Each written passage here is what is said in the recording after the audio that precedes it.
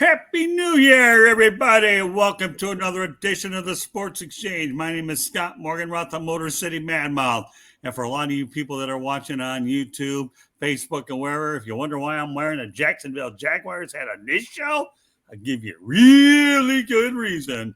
Candy Ebley and I will be covering the Jacksonville Jaguars and the Tennessee Titans for a chance to go out there and win the AFC South Division. So with that said, that's why we're talking to little cats and a whole lot more than that. And I want to introduce my crew, and then we have a very, very serious show. So I hope y'all can stay with us for the whole time. I put a lot of work into it, and you'll understand why shortly. First of all, the crew, welcome back, Rick Curdy, Mr. Opinion. Happy New Year. Thank you. George Eichhorn. Happy New Year, everyone. JB, the program, Ellis. Happy New Year, guys.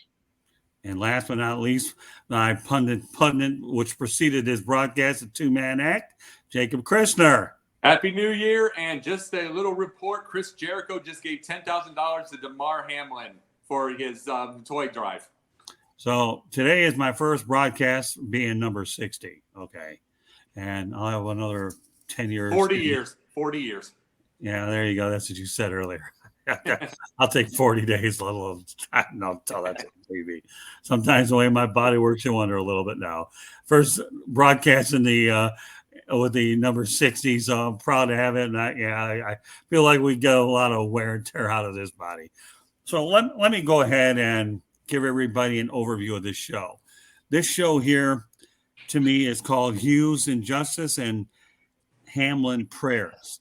And if you wonder what that title really means, I want to talk about former Detroit Lion, the late Chuck Hughes, who died in 1971. And thankfully, Damar Hamlin, who hasn't passed away. And in both cases, they were cardiac-related situations. So, I want to prepare you guys. We're going to have a really strong show. You're not only going to hear the stories of what we believe on just these two guys, but we're going to talk about journalism or lack thereof. And I know that that's something that Jacob Christner loves to kick around anyways. And we might even give you a Google lesson before it's all said and done. Because a lot of people at other networks certainly need to utilize Google. Okay. So with that said, we'll start it off this way. First of all, I want to take the time to wish the deepest prayers to Damar Hamlin. He's 24 as he avoided becoming the second player to ever die on an NFL field during a game. I hear this kid is doing some incredible things. His toy drive has raised $6.65 million. And during the past 2 days, his incredible character is off the charts. I've seen it on a lot of different platforms. And to me, it's the one thing that's so, so important that Damar Hamlin, you are in our thoughts and prayers. And I hope, my friend, that you can go out there and recover. And we're all pulling for you. So I want to get that out there right away. And then I'm going to turn it over to the first player that died on the field. Rick, give me some of your preliminary observations about Damar Hamlin.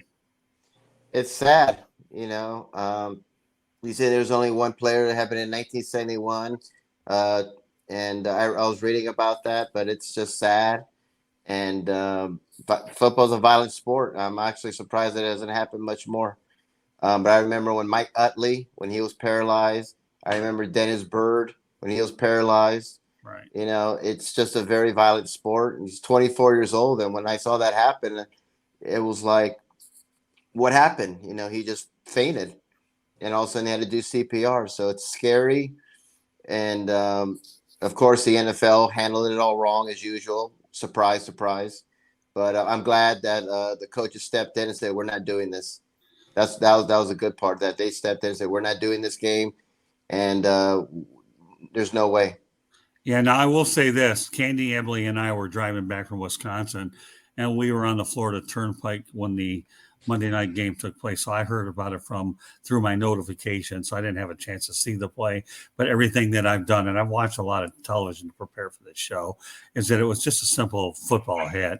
And I know that Jacob and I talked about T. Higgins, who shouldn't be depressed over just a simple football hit. But, when anytime somebody gets hurt and you're on the other end of it, well, it's unfortunate. But yeah, Candy and I didn't see the play, and nowadays they're not going to show it again, so you only take what you hear. Although not that you can't probably pick it up on YouTube and other sources, but regular TV, I don't see it. George, I'm going to go to you last, okay, because I want to transition over. So, JB, give me your thoughts on Damar Hamlin. So I have a lot of different things, first of all. How the NFL doesn't have a contingency plan for a situation like this is absurd. The fact that they had everyone waiting an hour when, the majority of the world said the game should have been canceled. And thank God for Zach Taylor and McDermott that, they were the leaders that they were meant to be, and they took the teams off the field. Secondly, idiots like Skip Bayless and Mark Scott need to learn to shut up. Nobody needs to hear their stupidity. Yesterday on Sideline Sports, we didn't go and talk about what happened to Hamlin.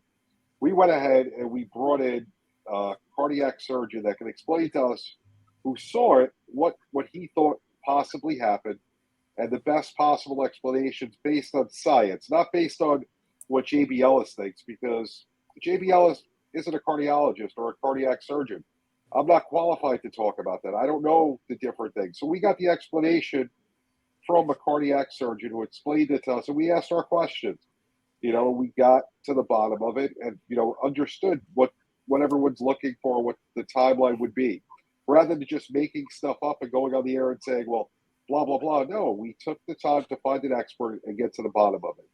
And people that are criticizing T. Higgins, that's just ridiculous. Right.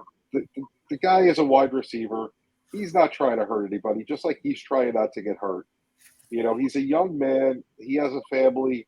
Hamlin has a family. You pray for both of them in this situation.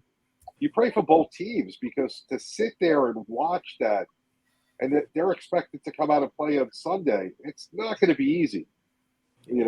I feel for all of them in this situation. There's no winner of this whole outcome of everything here. There's just clear losers, people that are worried about their fantasy football season. Who cares? This guy's life is on the line. People that care about, when are we going to make up the game? I mean, we can talk about that now. It's a couple of days later, but that night, there was no reason to talk about that. Shut up. Let's worry about this poor guy. They were working on him for 9 minutes. What if that was your father, your brother, your friend, your son? Would you say, "Oh, well, what am I gonna have for dinner?" No, you'd be concerned. Right. So it's just absurd. These people forget that athletes are human, and it's disgusting. Jacob? I brought this up on Pundit's Pundit. Dan Severn years ago, Arn Anderson, even farther back, they said this: what you do is you have your match, you have everything, you make sure your opponent goes home to their family. They go home safe to their family. No matter what bruises, no matter what cuts, no matter what anything, no matter what you did to them, win, lose, you bring them home to your family. That's what you do. And that's what the vast majority of the time, the people in the NFL, outside of some, twists and turns and knocks and breaks and everything, this happens. We saw that. And I didn't see the thing in live. I did not see it because I was with a friend. I was with somebody. And then I'm hearing about it, and I basically look at the NFL app, and there's everybody on the field. It looked like the Owen Hart situation in 99, excuse me. It looked like that. And I was like, and it just shook me up because this is a 24-year-old kid like that. I mean, JB and I, what are we, 18 months apart, you and I? Yeah, about. We're 18 months. I'm 44. I'm 44 going on 45. You're 46, right? Yeah, 46. Yeah. It can happen to any of us at any of the time, and we're working on something big for ourselves. But I mean, he has his whole life ahead. He has all that kind of stuff, and it shakes you up. You think about it yourself. And then I only said 2 tweets that night. One was to say your prayers, all that kind of stuff, paraphrase. Second one was to ESPN Fantasy, shut this whole thing down now. And I got some beef for it, but I didn't care because too many people on Twitter were talking about their fantasy team 15 minutes after it happened. Right. And the arrogance and the selfishness that it takes to say something like that. It's like, to me, to me, that fantasy should have been shut down and declare your winner right away. And I meant every bit of it. It's like a couple of them, when they yacked at me, they thought it was I wouldn't have said if I was in first place or whatever. I was like, of course I would have. You've known me, JB. I wouldn't have. I don't care about that at all. It's like I play with you guys and that's it. And I play the fantasy with you guys and that's it. It's fun. We trash talk a little bit. But this is somebody's life. And it's like, I don't want to hear that thing. And we brought this up on our show with Scott and I. We brought it up on Pundit. Social media just like what Mike Tyson said, social media has made people think they're real badass. It has put it behind they're behind the keyboard and saying these things. So they have the wrong idea of what a real badass is. Mm-hmm. And so then because they get the wrong idea themselves. And it's like, and I just wish social media, I wish Twitter would go down. I wish all these would go down and we have to start over again, because these people need a reality check on humanity. They need a reality check on what a badass is. They need everything, because we're not showing any humanity to any of this. All right, George. And then once you make your comment, I'll go out there and give everybody some information how they can find us. So I want to keep you rolling on this before we transition over. Yeah, I, of course, like everybody else, is wishing him the best and a full recovery. There was some progress. A little bit of good news came out of the Cincinnati hospital without going into any detail, which they did not do, but they just said he is making some progress, which is good. Yeah, I agree. JB, you hit it right on. I mean, the NFL, as big and powerful as the NFL is, it doesn't seem like they have a contingency plan. And you're right, making people stand around and wait and, almost an hour before they make a decision is totally unacceptable. And if they got to get rid of that week off between the Super Bowl week, and push the playoffs back 1 week, so be it. I don't know what they're going to do. We don't know that. But this kid deserves the full attention. So I'm glad that the league has just taken a little bit of a longer time, but said no games this week, Monday through Friday. That game's not going to be made up, in other words, this week. But the point of contention is good, that, the league has to have a contingency plan, and I'm sure this will wake them up.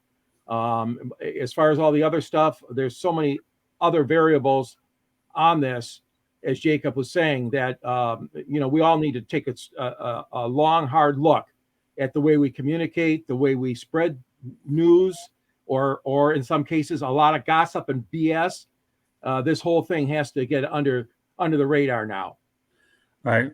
Yeah, it really does. And I want to also thank Mark Mancini and Salvador Tartaglia for chiming in on the chat room. We encourage more participation so that we can go out there and put your comments on our screen via our YouTube channel. Real quick, Scott, I wanted to say something, because I said it on Pundit also.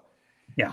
Bringing up what we brought up with chaos, George, and everything's chaos with the journalism and JB and everything. Because everything is so chaos, you realize that there is a toy drive that we talked about that's now made $6.65 million. I said that night I heard $1 million. I said I wanted 10, so it's heading that way there. Now I wanted to bring this part. This kid's making $840,000 a year, $160,000 bonus.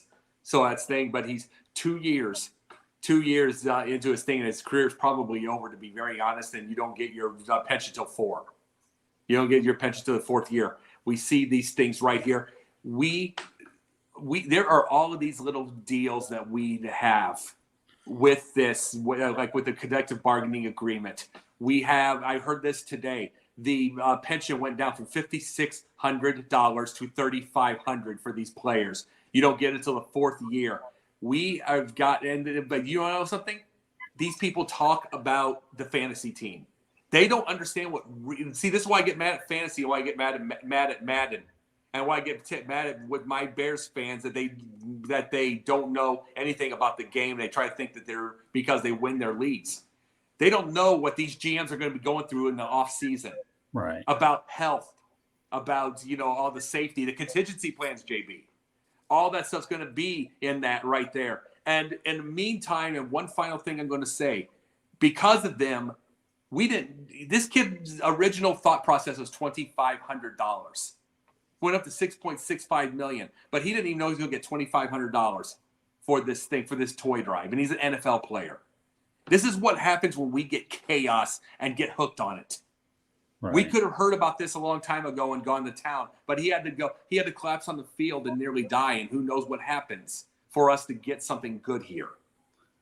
Yeah, well, first of all, I don't play fantasy football, and the last time I did was with my family for a few years, and then I also went out there and played in a Yahoo League, but that's beside the point. I do want to point out, though, the show can be heard on iHeartRadio, Apple, Spotify, Google, or wherever you get your podcast. Please hit the red subscribe button on YouTube, South Florida Tribune, and we're striving for 1,000 subscribers, so we would appreciate all your help to help us reach our goal of 1,000. So, again, we want to make sure these broadcasts are accessible. Then you get all the notifications of media availabilities, our partnership with Sideline Sports, as well as the remote broadcasts that we do and the streams and so forth. So I want to repeat, this show can be heard on iHeartRadio, Apple, Spotify, Google, or wherever you get your podcasts. Once again, please hit the red subscribe button on YouTube, South Florida Tribune.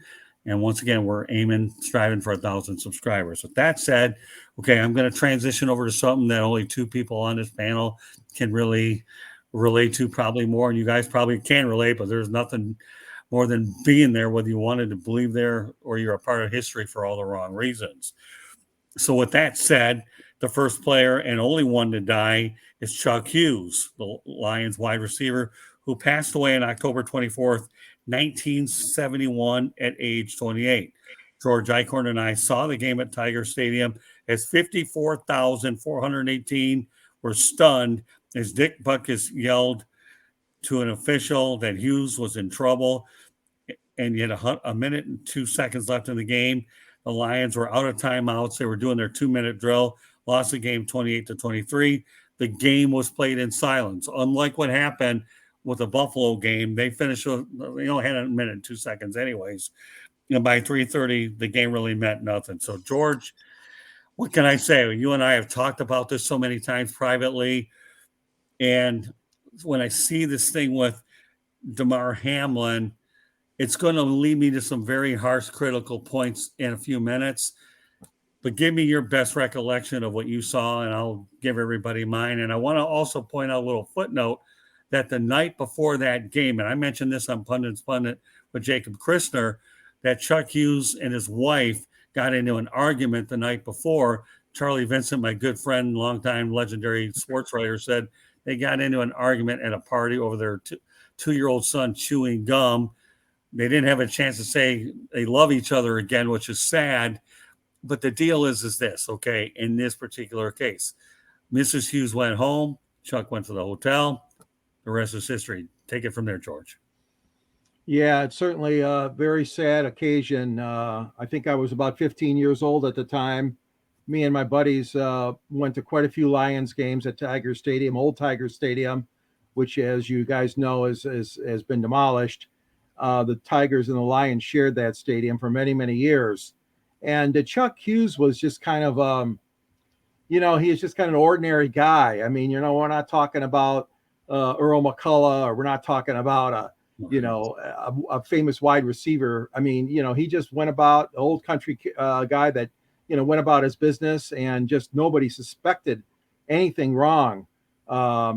There's a couple of good articles. Scott, you mentioned Charlie Vincent, Jerry Green, who's in his 90s now, who's covered every Super Bowl, wrote a nice story about it in today's Detroit News. And then a sports writer named Bill Dow, D-O-W, of the Free Press, wrote a big story about it too. It just shocked the heck out of everybody.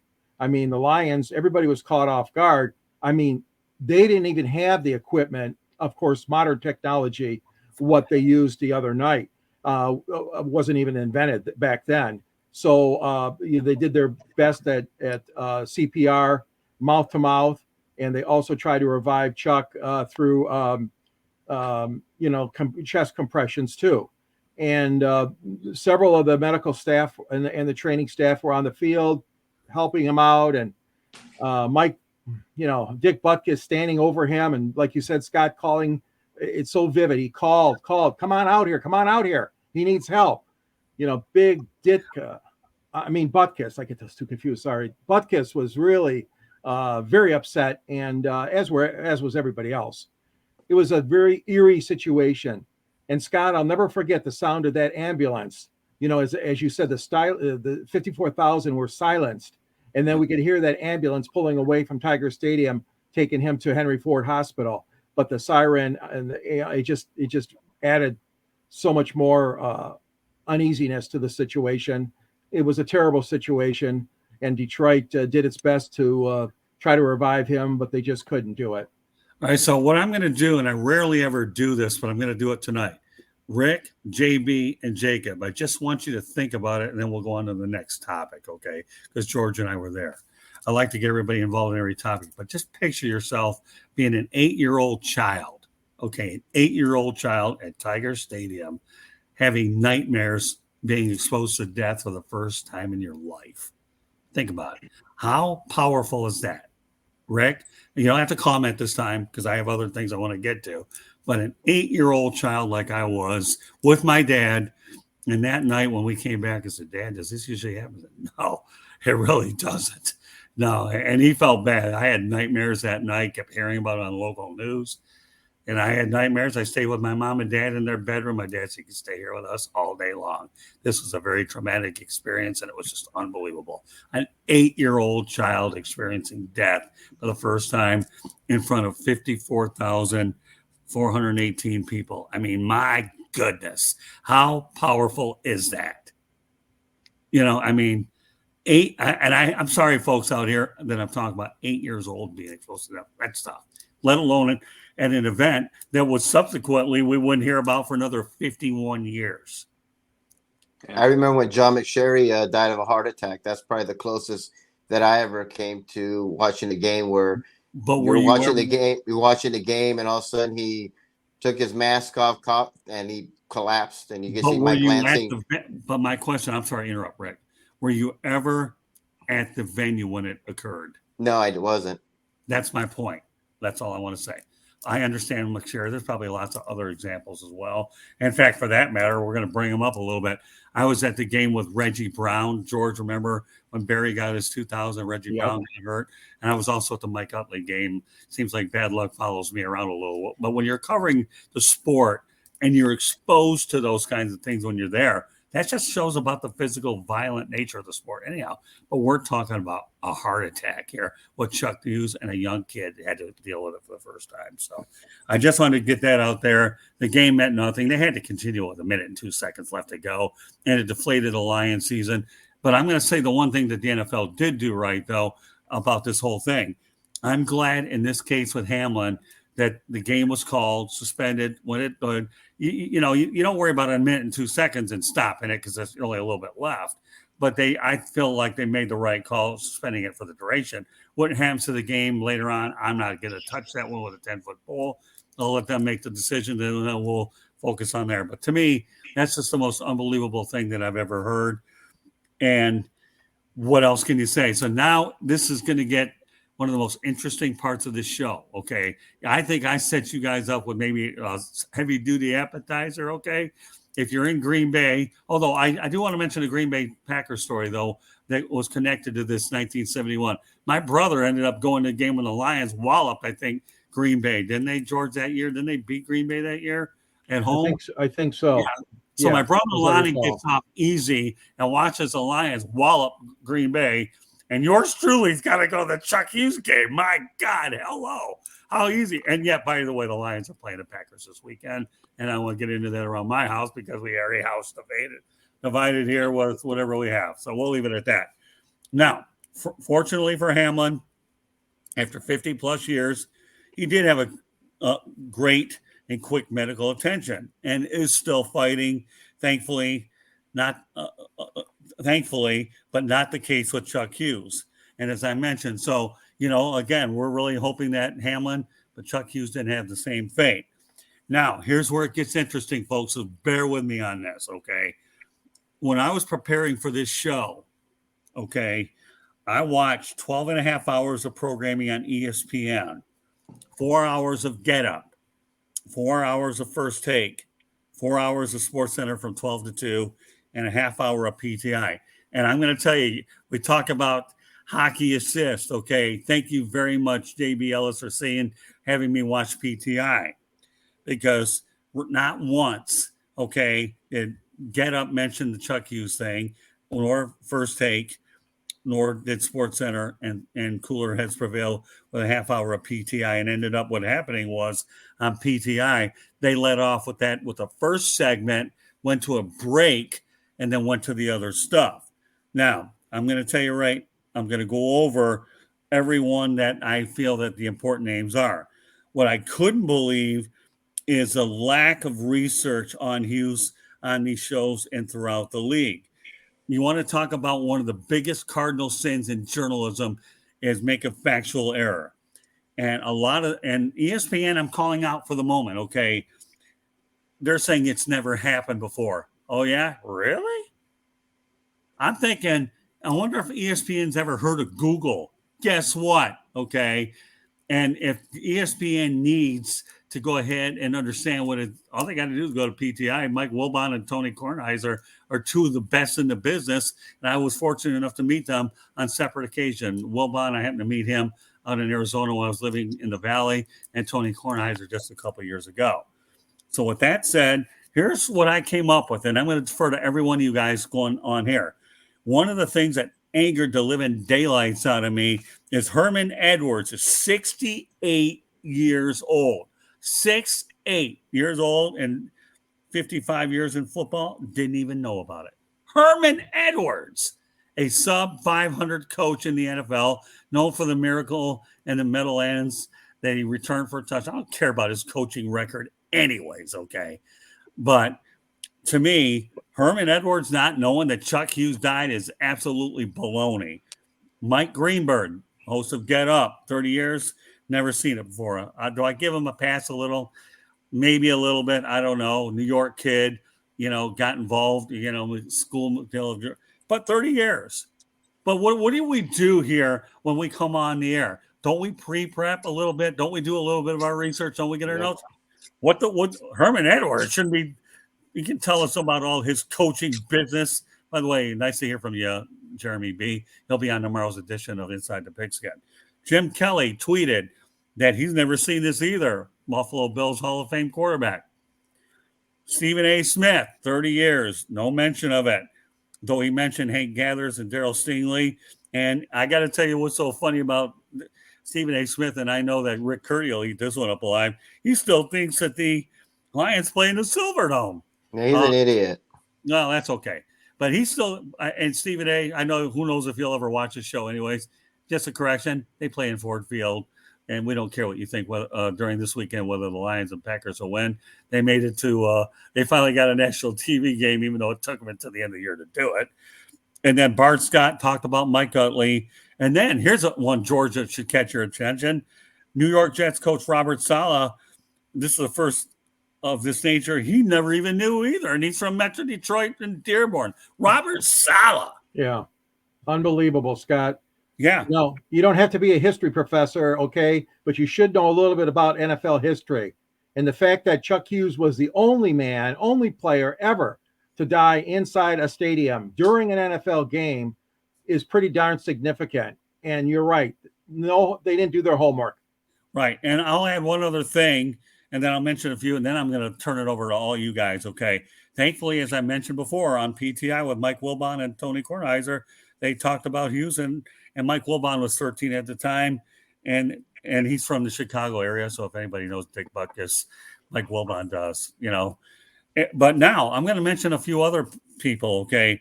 Other mentions, there's a guy I work with up in Jacksonville by the name of Mark Blumenthal, who I'm friends with, did mention Chuck Hughes. Roy Firestone, everybody knows Roy Firestone, probably the best interviewer on the planet, talked about it.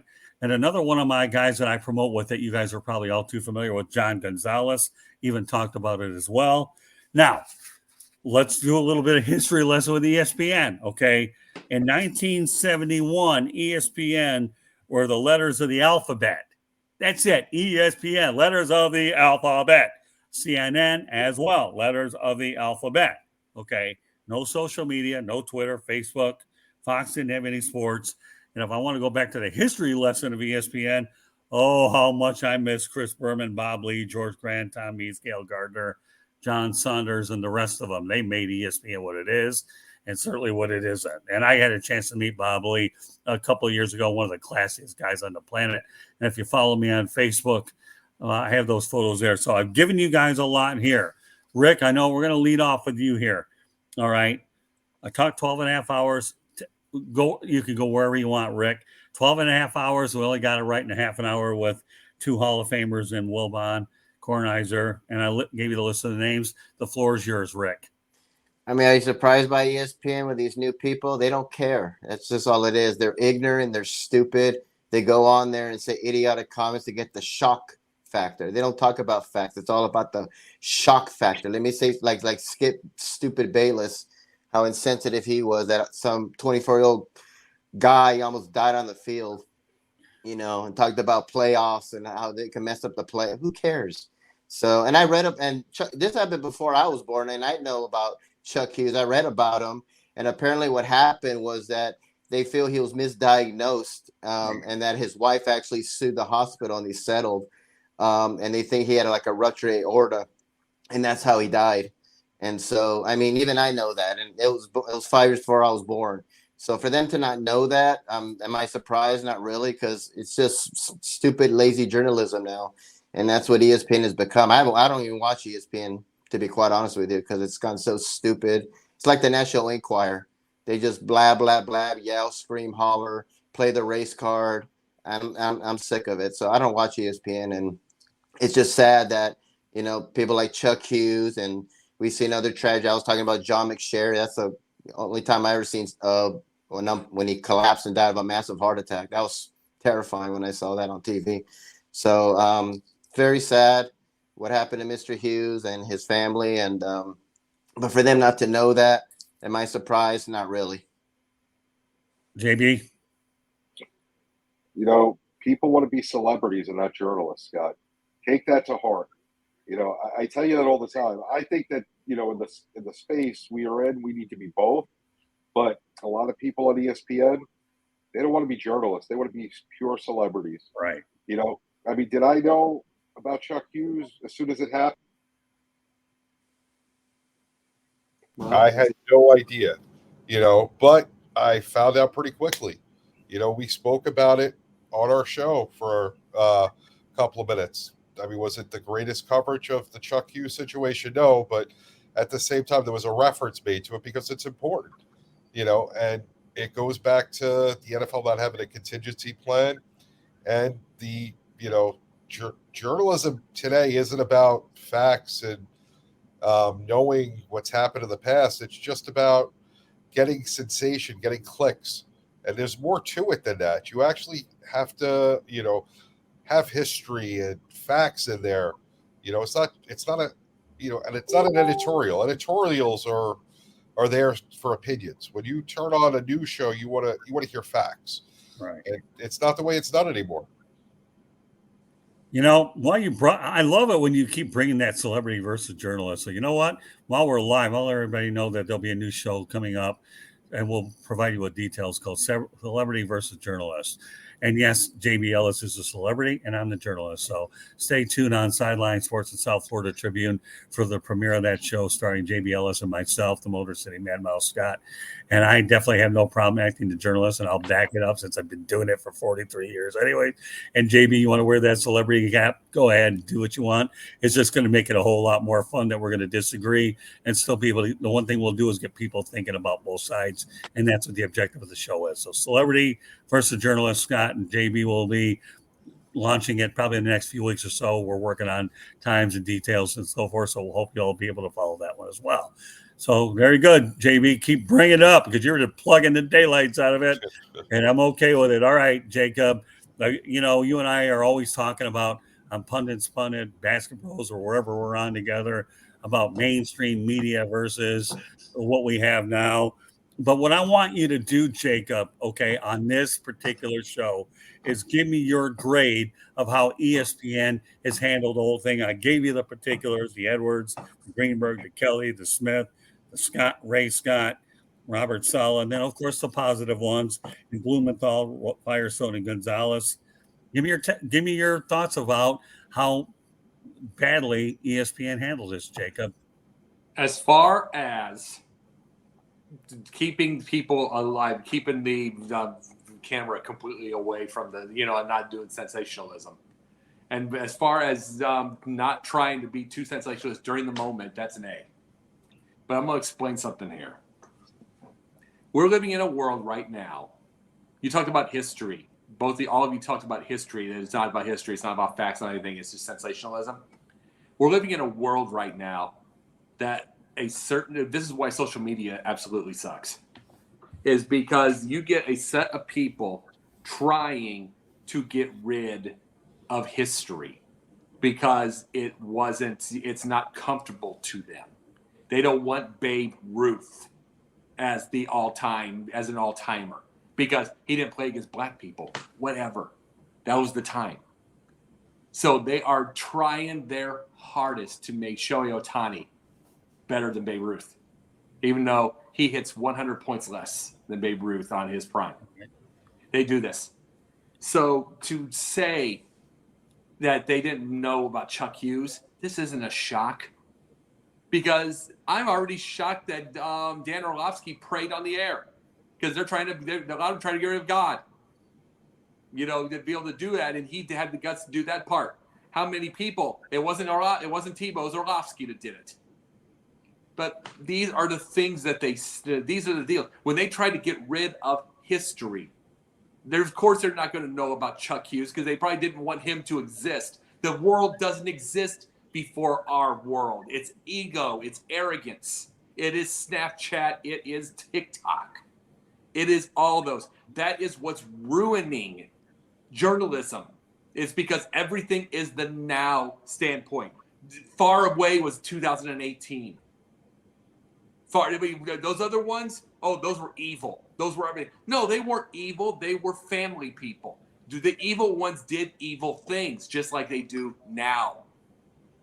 But that was the time was what it was. I'm glad that it's over and we can all be more, what they say, inclusive.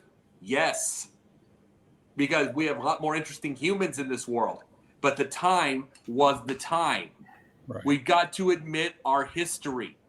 And the point of what ESPN does, Fox does, Fox Sports does, any of them that say they didn't know, and a 68-year-old man like Herm Edwards didn't know.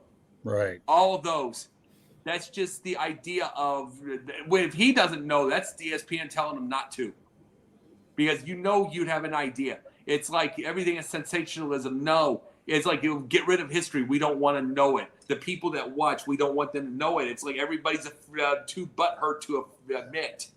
We got to give them what's uncomfortable so they understand and we get better from it.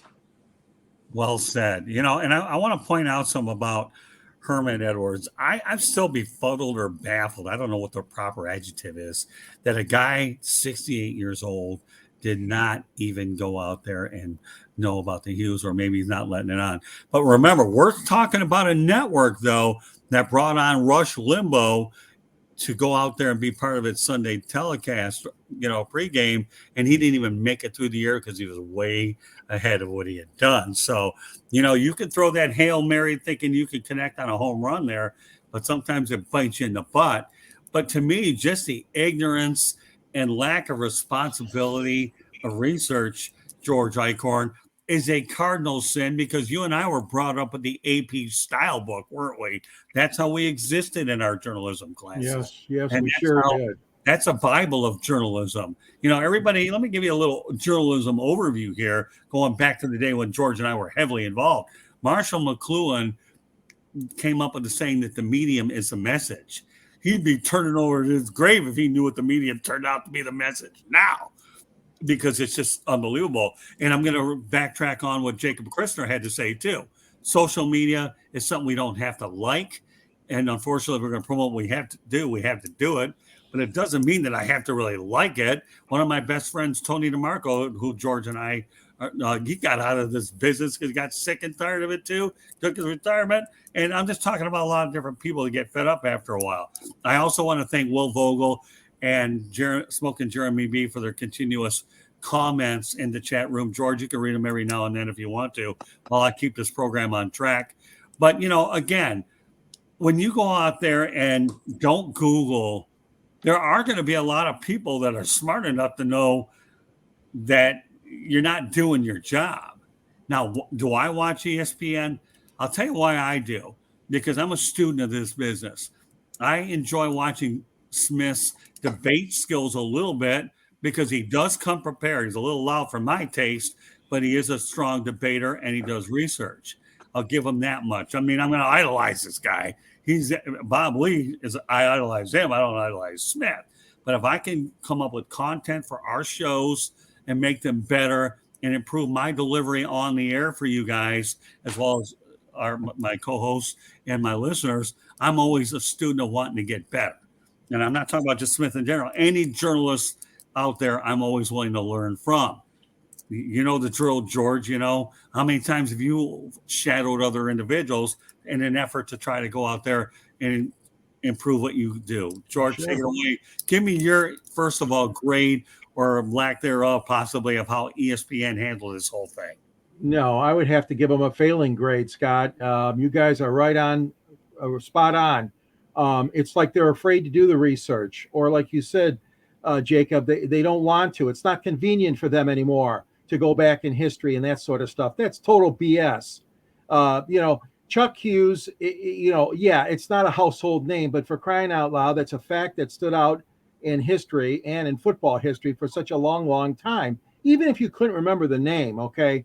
Like I said earlier, there's guys in Detroit, and me and Scott included, any one of them could have picked up a phone or contacted a Detroit contact or something and says, what is this about this Chuck Hughes guy? Can you share with me what happened? No, they didn't do it because they don't want to. They want to have the easy route and just give their opinions and stuff like that. So you're right. I mean, it's uncomfortable for them.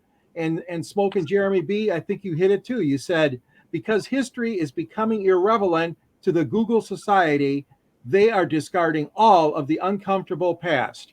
And it's unfortunate, and it's happening in sports just as it is in American history and politics as well. So there's this uncomfortable level. They don't want to dig for the facts, and they don't want to bring up things that happened in the past because they think, oh, what? No, nobody cares about that. Well, that's total BS in a situation like this, because you do need to know. Your audience does need to know, when did this happen? What happened when it happened before, as in the case of 1971 with Chuck Hughes. Yeah, and I think the one thing that really annoyed the daylights on me, and Jacob, give me one fast second, okay? The fact of the matter is that when you make a factual error in journalism, that to me is criminal mentally for us to say it's never happened before. Really? It never happened before? To me, that's a bunch of baloney, okay? In your eyes, maybe you weren't old enough to know it didn't happen before, but what gives you the audacity to say it never happened before? I don't think it. That's, to me, just totally blatant irresponsibility. Go ahead, Jacob. I had to get that out there. It's never happened before. Understood. George, Scott, let me ask you this. Have you ever seen the movie The Face in the Crowd? I can't say I have, no. Have you?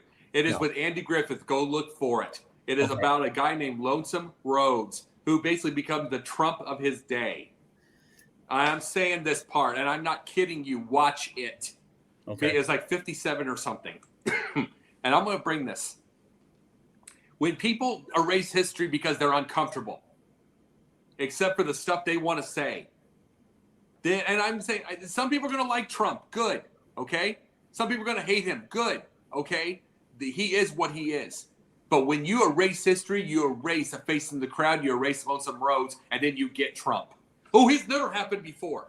It happened about 50,000 times in different ways. Every televangelist we've ever known, every televangelist we've ever known that's ever taken money from a poor lady with her last buck.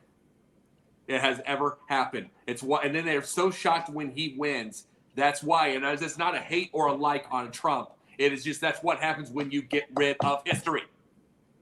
That's what happens when you do. It's and then it's what happens in your little football when you say, "Oh my God, we never did this before." My Bears are talking. These idiot Bears fans are talking about how we had this big booming offensive power before, even though we lost 3 out of 4. We've never seen this offensive power before, except 2020 when Trubisky did it. Right. Except when he did. But forget about him. We don't want to hear about him. They do that, then they wonder why. Something always happens. Right. This is their fault. This is social media's fault. This is the current era journalist's fault. All right. And I'm just saying that. Real All right. quick, So though, Jacob, I'm sorry. sorry. Go So ahead. Jacob, real quick, we're bashing ESPN for the aftermath. But one thing I do want to give them a lot of credit for, the way they handled it on the night of the broadcast, I thought was superb. It was a no-win situation for everybody at the time. Obviously, the majority of the world that was watching the game was more concerned with this young man's health, Damar Hamlin's, and you could see the three people in the studio, Troy and Joe, they really went, and I thought they did a superb job in a very tough situation. There's not much you could do as a broadcaster there. You saw that they were legitimately broken up, and you saw that they were human. And I thought that they did a great job, just making us understand the severity of it with what little news that they had. well, I mean, here, I'll say this right now. I'm talking about ESPN's lack of responsibility for omitting an individual in Metro Detroit who died, and we're saying it's never happened before. And I've gone out and watched sports centers as well. Hey, listen, I will continue to watch ESPN. I will, because it's part of what I do. And I'm a sponge when it comes to. I have supported that station since 1979 when it actually during its inauguration initially. And now what are we, 2023? I'll continue to watch it. I think they made a mistake letting a lot of the old timers go that you were able to relate, but who they want to pay and who they employ has nothing to do with me at all. I don't care. I mean, I'll watch what you put in front of me. And if I don't like it, I won't. I mean, what am I going to tell you right now? That Mike Wilbon and Tonykornheiser may have saved ESPN in the aftermath because guys like Stephen A. Smith, Herman Edwards want to know about Hughes. Well, at least you can tell you right now. And I'm going to tell you, JB, I don't know if you got the same effect from their body language, but don't you think, as I watched it once, that Mike Wilbon and Tony Kornheiser were a little angry inside that nobody else on their network mentioned it, that they were the first ones that actually brought it up, but they hit it well?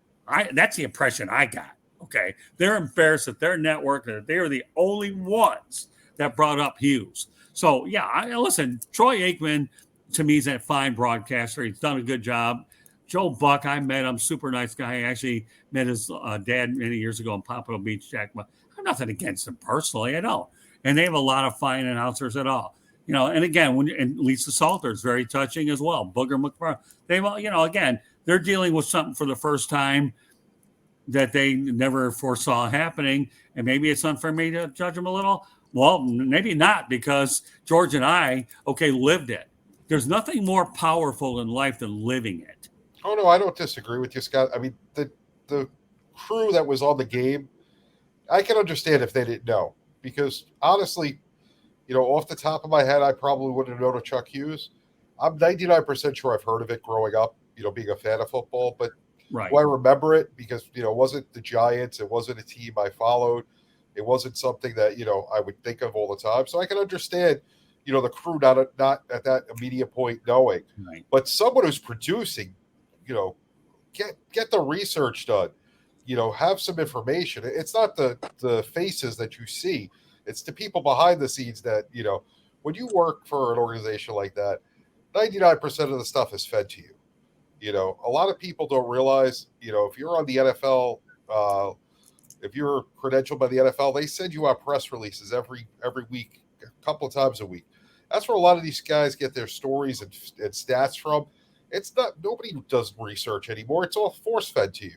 So somebody that's producing that telecast has got to go back and get that information for them. But what I do give them credit for is their natural reaction, them not, doing anything saying something that was stupid, because in that situation, it's not easy. You're on the spot. It's something you've probably never dealt with. It's the worst case scenario. And you're trying to keep people watching because that's your job. but you also at the same point don't want to seem like you don't care, and I'm sure they do. So it's just a tough line to walk. And I thought they really did an excellent job in that respect. Well, nobody's taking away the human element. Hey, Jacob, let me ask you a question. You ever see the movie Broadcast News? Absolutely. Yeah, and let me ask you this. Okay, you're in this business like I am. Did one of the anchors look like he faked it through one of those things here where it was moving all of a sudden, and he had to, because he looked good. He was one of those dapper Dans, on TV that, I read through the whole thing. Let me tell you, another lifetime ago, I used to go ahead and do behind the scenes work for local stations here in Southern Florida, Channel 7 here, which at that time was NBC, and I've gone to other ones. And I'll tell you what, I used to dig up and do the research for these people. Yeah, in my opinion, and they appreciated the hard work that I put into it, because I'll make sure that I'm competitive now as I was many years ago. I'm making sure we get the best stuff, the most stuff on as fast as we can. And one of my mentors years ago named Andy Lascano, famously out in Milwaukee, always told me, Scotty, the key to lasting this business is be different. But Jacob, didn't you notice in that one scene where you had the one guy who was the good-looking guy, not the one with the bushy hair that, is good behind the scenes. Nobody would give him a chance to anchor, but then he sweat and forget that, watch a movie.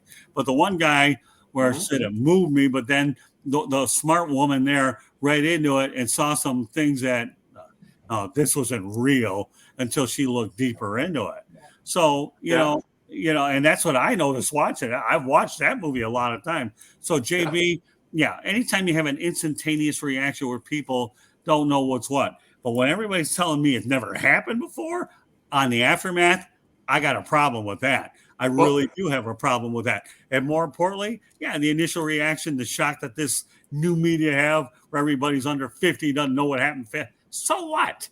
I mean, you have YouTube, you have all kinds of resources to look this stuff up. You got more. Yeah, of course, we all know about press releases, right, JB? I mean, George Eichhorn and I live in a press box. Of course, nowadays they do everything online, so we have to go to the computer to do it. But I can say I have a paper trail of press releases that could definitely. What happened? There's so much available out there. Yeah. But listen, guys. All they had to Google was, did anyone die in an NFL game? Right. On the field. That's all they had to do. Somebody had researched it. I Googled it. I saw the story, read it, and so it's easy. 5-minute read. Well, I knew it. Here's the thing. I'm not bragging. I'm just saying this. I knew it because here's one of the things. One of our people from Sideline Sports, Dom DeRubis, he had said he and I are around the same age, yet I have so much, I have quite a bit more knowledge on certain things like this. It's because I was 6 years old absorbing sports, and I had every book, trivia book, that kind of thing. I read the newspapers even then. I did all that kind of stuff like that. I got history, and plus we didn't have cable TV. So I did not absorb politics, but I knew who Oliver North was when I was 9 years old. You get the things like that. When you do that, you don't have cable. You kind of absorb things you see at 6:30 in the morning, the names that you would get. You get the books, you get all that stuff. That's why I have more knowledge of this kind of stuff to get to this type of thing. But to bring up broadcast news, well, here's another movie I'm going to give you, Die Hard. One of the whole segments that they kept going back and forth on was the idiot sideline guy and the thing. He wanted to look at his hair, how good it looked, and he wasn't getting any real answers. He wasn't getting any real thing. You got to remember, he was the news guy that was going to make it sensationalist. Right. And then the wife beat the crap out of him at the end, knocked him out. But that's the whole thing about it. He always wanted to look good. That's every movie from the 80s and 90s ever. They all have to look sensationalist. Everything. They're not doing their real work. They're trying to look good. And I'm with you on that too, Jacob. And I know Scott is too. We took our sports seriously. We couldn't wait till the next sports magazine came out, Sports Illustrated, and we learned and absorbed all of that sports history. Well,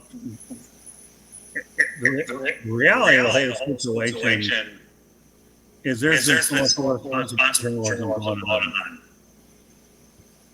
The what? What'd you say? A lot of irresponsible journalism going on. Well, it is irresponsible. Just bringing that. There is irresponsible because, like I said, I brought up a name from the past that wasn't even sports.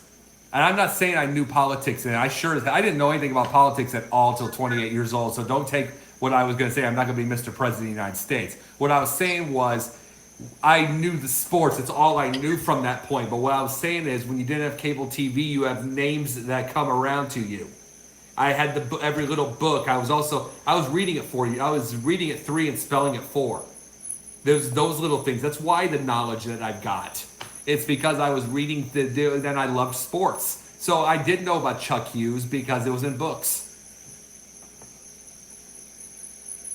Well, there you go. All right, whatever you know. Sports James, Apple, Spotify, wherever you get your podcasts. Please hit the red subscribe button on YouTube. South Florida Tribune.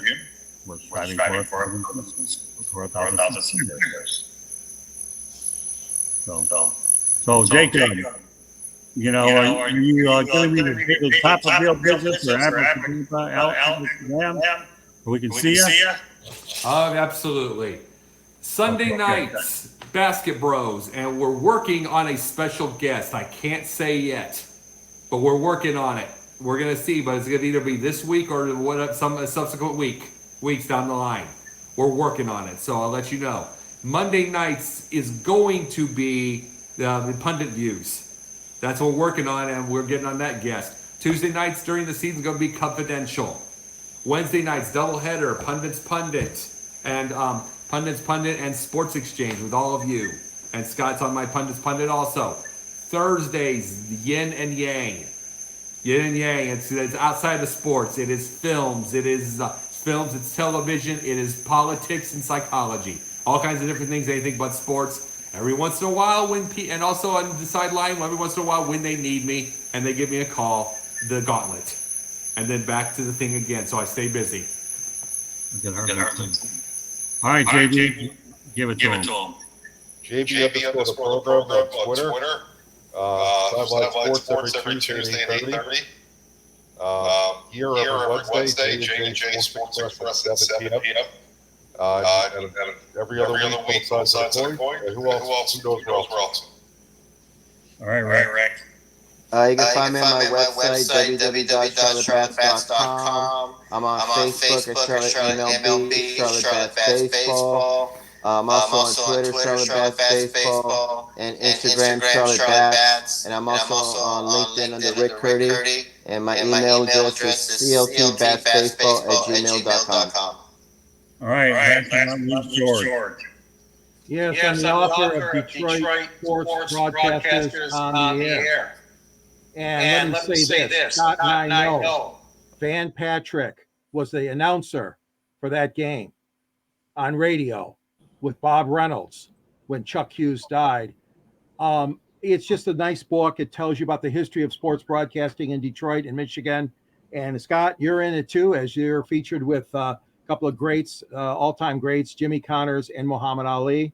There's a link to the book, Detroit Sports Broadcasters on the Air, at the South Florida Tribune website under the Motor City Tribune. And I'm also part of the Monday night show, Fire Up Michigan, along with Jeremy and Scott. And you can find me at gicorn@yahoo.com or at SNG Sports 99. Right, and George Icorn and I, just a programming note, we'll be doing another separate sports exchange on our own. We'll be bringing on other guests to complement this sports exchange as well. So stay tuned for those announcements as well. Let me give you the information about us so that everybody who's just joining us can find out about it right now. I want to thank everybody for being a part of this show, including those individuals in the chat room who were very, very outstanding, and their opinions were very, very appreciated. Just so you know that the Sports Exchange can be heard on iHeartRadio, Apple, Spotify, Google, wherever you get your podcast. Please hit the red subscribe button on YouTube, South Florida Tribune. We're striving for 1,000 subscribers, and we could appreciate all your help. Please share it with your friends, your family, and whatnot, and it would be very much appreciated. I can tell you right now, guys, everybody, Jacob, George, Rick, JB, it's not easy coming down hard on another network. I don't like to do it. It's very uncharacteristic of me doing it. But when you reach a point where journalism is compromised a lot, as I believe it has been this week. I mean, I think about my time. I don't know about your time. I invested 12 and a half hours to watch or something, and I only got it in a 30-minute time frame. I won't say it was a waste of my time because it was knowledgeable and helpful, but I really do struggle with today's journalism is what I do. I mean, geez, there's so much available to you. My gosh, Google out there. And I've never been to ESPN's headquarters in Bristol, Connecticut. I would certainly love to visit one time, take a tour of the place. I hear it's a big place. Once again, they were working in trailers back in '79 until everybody got going. But with all that technology and being selective about what they do know or not, it's not. I don't like Chris, but I'm not afraid to speak out when the situation presents itself. And for Chuck Hughes to be is an injustice, and of course it gives us opportunity for prayers to Damar Hamlin. So, the way I look at it, you got to do what you got to do. And I hope that we all accomplished our objectives tonight to let people know that you have so many different people out here that young and old, depending on the ages, still didn't know something that was a pertinent fact for something. And I know I've said it time and time again, to say a big network that it's never happened before, no way. Or as Gomer Pyle would say, shame, shame, shame. Yes, a little humor comes out of this thing a little bit as well. So, but with that said, I want to thank everybody for joining us on this edition of the Sports Exchange, Hughes and Justice, Hamlin Prayers. Once again, our continued prayers to Damar Hamlin. And we hope that you go out there and get better and have a speedy recovery. And we'll certainly keep you in our hearts and our thoughts. But great job by each and every one of you guys. And we look forward to doing this again next Wednesday night. New topics. And there will be topics. Tonight we were forced to go into one and spend more time on it. And justifiably so. That's where we were going with it. So on behalf of George Eichhorn, Rick Curdy, Jacob Christner, and JB Ellis, my name is Scott Morgan, Roth Motor City Madmouth. Thank you for joining us on this edition of the Sports Exchange. One other thing I forgot to mention, you can find me at Tribune South. And if you want to comment, contact us at southfloridatribune@gmail.com. And a special kudos to Candy Ebling, who does a wonderful job getting all these shows up there as well. So any comments out there, feel free to email, and then we'll post them on the next broadcast. So meanwhile, good night, everybody, and have yourself a great weekend, and we'll catch you next week. Bye now. Good night. Good night. Good night.